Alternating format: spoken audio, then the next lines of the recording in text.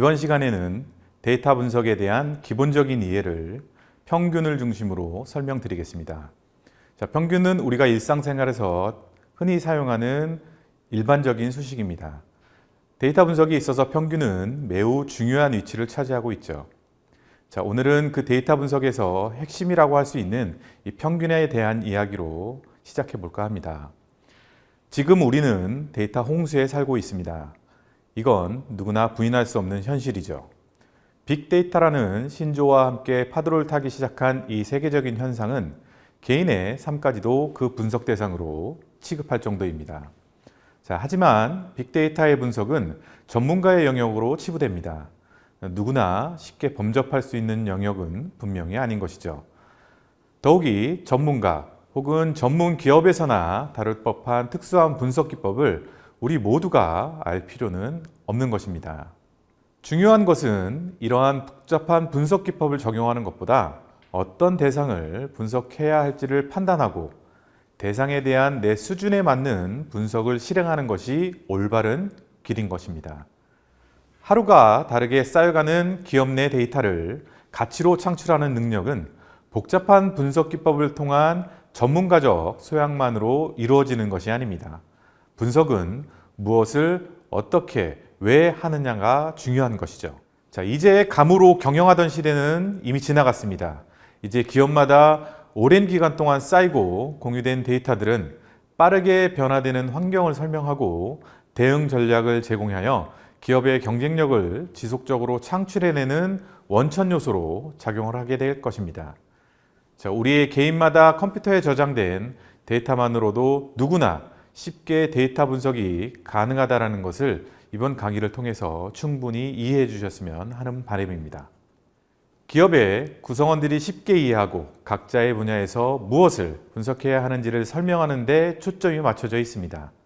데이터 분석은 누구나 할 수 있고 누구나 해야 하는 기업 내 구성원의 필수 업무입니다.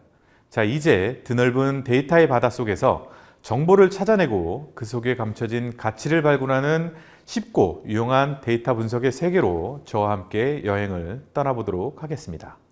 자, 먼저 데이터로 할 수 있는 것 그리고 평균과 확률에 대해서 이번 시간에 한번 설명을 드려보도록 하겠습니다. 자, 먼저 여러분께 질문을 한번 드려보도록 하겠습니다. 자, 여러분들은 데이터로 무엇을 할 수 있다고 생각을 하시나요? 자, 보통 이렇게 질문을 드리면 다음과 같이 대답을 하십니다. 자, 데이터로 할 수 있는 일은 무궁무진하지 않을까요? 혹은 글쎄요, 정확하게 어떤 질문을 하신 건지 제가 이해를 못하겠네요 라고 저에게 반문하시는 분들도 있죠. 자, 여러분은 어떠신가요?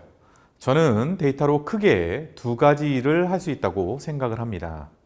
자, 먼저 첫 번째로는 데이터로 우리는 집계를 할 수 있습니다. 자, 이 부분은 여러분들이 저보다 훨씬 잘하는 업무이지 않을까 생각을 합니다.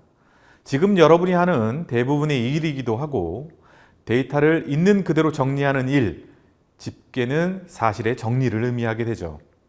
자, 그리고 두 번째, 데이터로 우리는 바로 분석을 할 수 있습니다.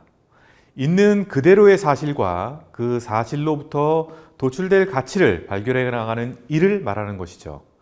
바로 이 분석 업무가 앞으로 여러분들이 해야 할 업무가 되는 것입니다.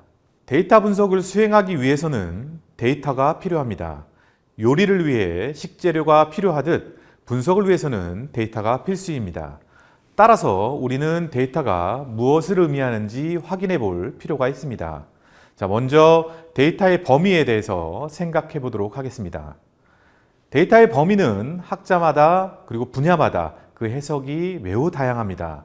영어로 데이터, DATA를 사전에서 찾아보면 원하는 결과를 얻기 위해 증명하고 판단하고 결정하는 과정에 필요한 자료라고 나오게 됩니다.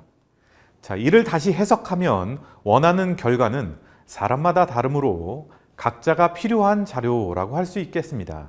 자, 그래서 세상의 모든 자료는 곧 데이터라고 범위를 정할 수 있습니다. 데이터의 흐름은 크게 데이터로부터 시작을 해서 그것으로부터 정보를 얻고 다시 그 정보가 지식이 되고 지혜가 되는 과정을 의미하게 됩니다.